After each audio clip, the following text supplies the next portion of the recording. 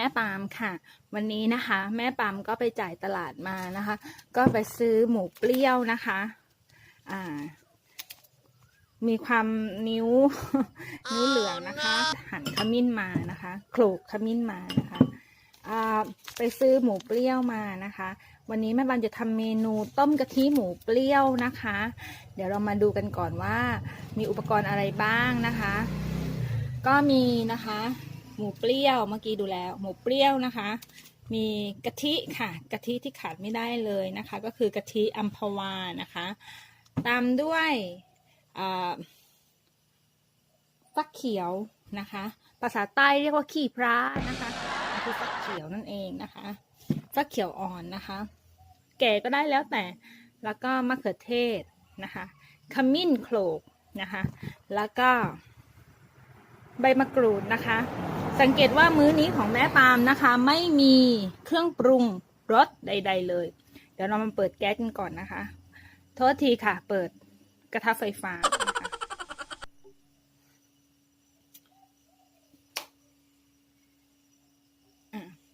ระหว่างรอนะคะ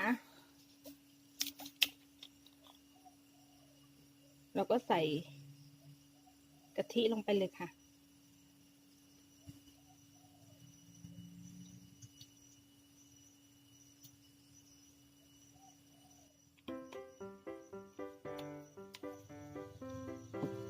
แล้วเราก็ใส่ขมิ้นไปเลยนะคะ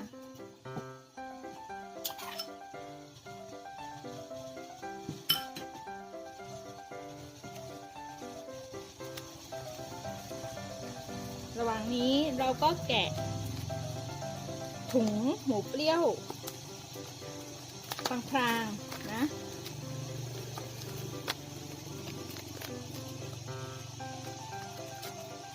เดี๋ยวพอกะทิเดือดนะคะเราก็จะใส่หมูเปรี้ยวลงไปเลยนะคะแม่ค้าบอกว่าทำหมูเปรี้ยวต้มกะทิไม่ต้องปรุงรสใดๆเลยนะคะเพราะมันมีรสชาติครบแล้วอยู่ในหมูถุงนี้นะคะเริ่มเดือดโอ้โทษทีค่ะโทษที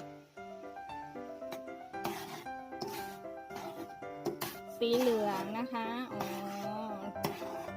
สีเหลืองเริ่มนี่นะคะจะเป็นหัวกะทินะคะ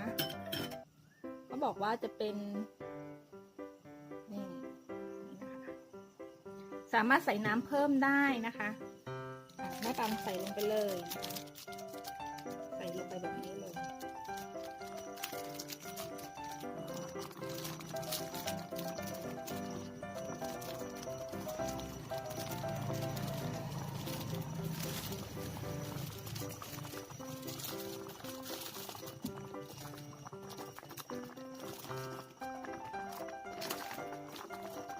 หนึ่งถุงใส่ไม่หมดนะคะหนึ่งถุงเราใส่ไปไม่หมดเก็บไว้กินรอบหน้า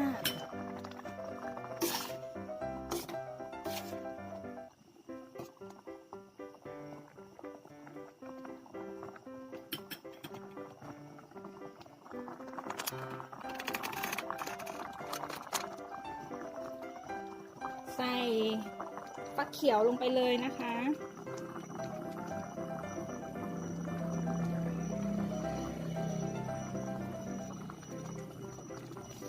มีความมือเป็นแผลทอดหมูนะคะใครมียาดีช่วยแนะนำหน่อยนะคะทอดหมูแล้วน้ำมันกระเด็น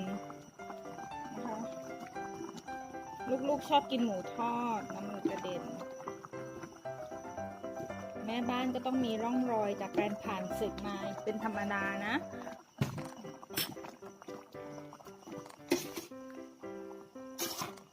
เดี๋ยวเราใส่น้ำเพิ่มสักนิดอีก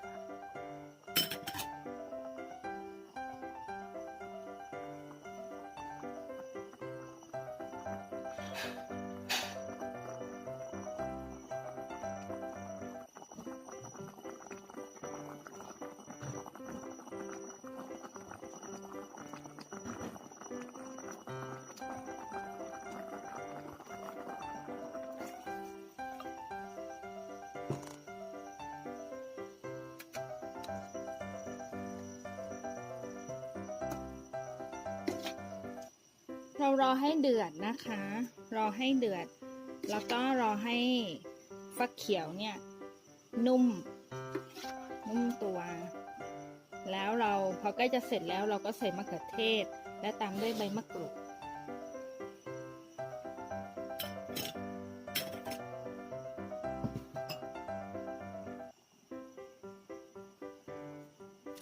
แม่ปามใช้กระทะออกซิเจนในการทำอาหารนะคะมื้อนี้ปกติใช้เตาแก๊สละค่ะแต่พอเราจะเอาลง YouTube ลงคลิปแล้วก็ใช้กระทะไฟฟ้า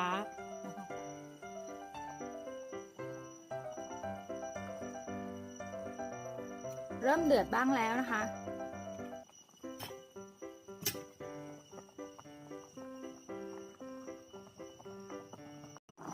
ตอนนี้ก็เดือดดีแล้วนะคะแล้วก็ฟักเขียวก็เริ่มอ่อนแล้วนะคะ เราก็จะใส่มะเขือเทศลงไปเลย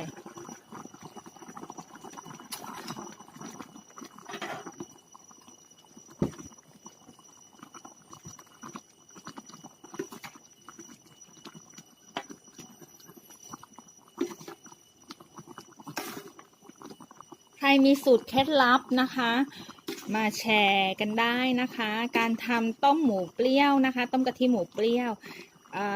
จังหวัดไหนเรียกเมนูนี้ว่าอะไรก็เช็ดบอกพูดคุยกันได้นะคะหมูเปรี้ยวหมูหมักเปรี้ยว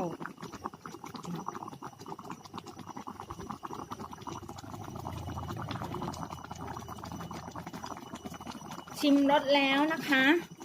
ชิมรสแล้วไม่ต้องใส่เครื่องปรุงรสใดๆทั้งสิ้นเหมือนที่แม่ค้าบอกเลยค่ะ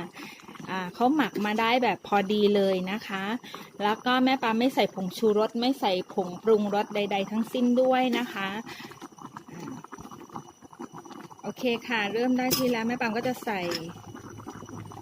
ใบมะกรูดแล้วนะคะ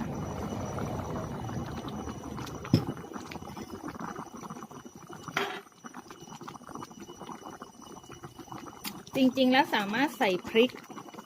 เม็ดลงไปเพื่อความสวยงามได้อีกนะคะแต่แม่ปามให้ลูกทานด้วยนะคะกลัวเผ็ดลูกทานไม่ได้เป็นไงบ้างคะเมนูจากแม่ปามนะคะ